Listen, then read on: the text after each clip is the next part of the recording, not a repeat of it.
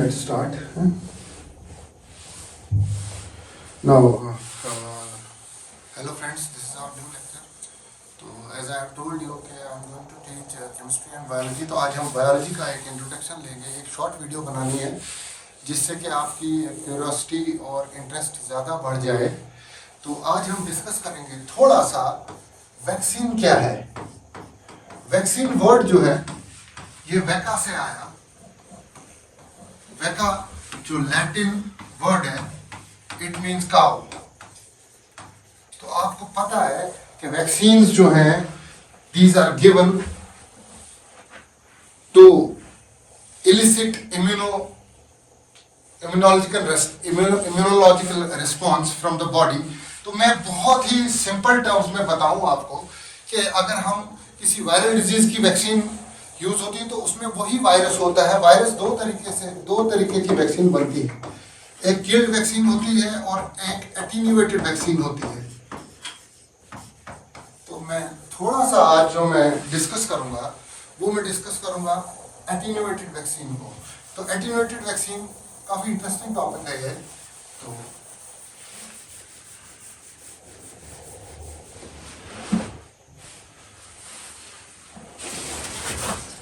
एक टर्म है बेटा डिजीज कॉजिंग एबिलिटी.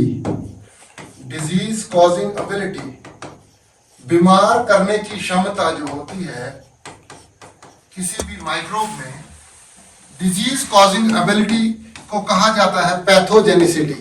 पैथोजेनिसिटी, ठीक है.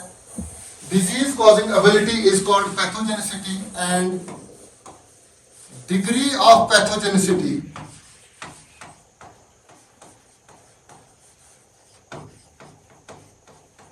जो डिग्री ऑफ पैथोजेनिसिटी है उसको बोलते हैं हम विरुलेंस. विरुलेंस. तो अगर कोई ज्यादा खतरनाक वायरस है हम कहते हैं इट इज मोर विरुलेंट. अगर कोई कम उससे माइल्ड है तो कहते हैं लेस विरुलेंट. तो जो मोस्ट विरुलेंट होगा वो सबसे ज्यादा आपको बीमार करेगा. अब सवाल ये है कि ये वायरस जो है ये बीमार कैसे करता है. जैसे मैंने पहले ही बताया, शॉर्ट वीडियो है. तो बीमार कैसे करता है ये वायरस आप देखें. सपोज ये एक वायरस है.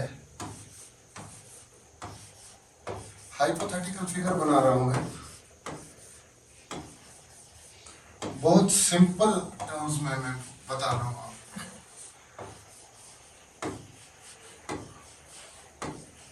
ये मान लीजिए ये इसके टीथ हैं. ये हाइपोथेटिकल फिगर है, ऐसा नहीं होता है वायरस में एक्चुअली, बट मैं समझाने के लिए बता रहा हूं. ये इसके टीथ हैं और ये इसके नेल्स हैं. तो ये वायरस जब इतने लंबे लंबे दांत और इतने लंबे लंबे नाखून लेके आपकी बॉडी में घुसेगा, तो जब ये चलेगा, जब ये सेल के अंदर घुसेगा तो ये काटेगा, फाड़ेगा, जिस वजह से आप बीमार हो जाएंगे. और उस वजह से सेल डैमेज होगी, जिनको साइटोपैथिक इफेक्ट्स बोलते हैं वायरस के. वायरस जब आपको बीमार करता है तो वो प्राइमरली सेल को डैमेज करता है. तो वो सेल को कैसे डैमेज करता है बेटा, उसके ये नाखून, उसके ये टीथ जो है, ये जब चलता है, ये एक्टिविटी करता है तो ये कुरेदता है, सेल को काटता है, फाड़ता है, जिस वजह से आप बीमार हो जाते हैं. लेकिन हम क्या कुछ ऐसा करते हैं, हम कुछ ऐसा ट्रीटमेंट करते हैं, मैं बाद में बताऊंगा कि कौन से केमिकल और कौन से मेथड से ये होता है. हम इस वायरस की ट्रिमिंग कर देते हैं बेटा. तो जब हम ट्रिम कर देते हैं, इसके नाखून और इसके दांत हम काट देते हैं, ये स्मूथ बन जाता है. अब ये जब बॉडी में जाएगा तो ये नुकसान नहीं कर पाएगा, ये काटेगा फाड़ेगा नहीं सेल को. This is called attenuation. इसके जो जितने भी हथियार थे वो सब हमने इसको माजूर कर दिया. ये स्मूथ हो गया. अब ये बॉडी को डैमेज नहीं कर सकता. तो वैक्सीन का कंसेप्ट भी बेटा ऐसे ही है.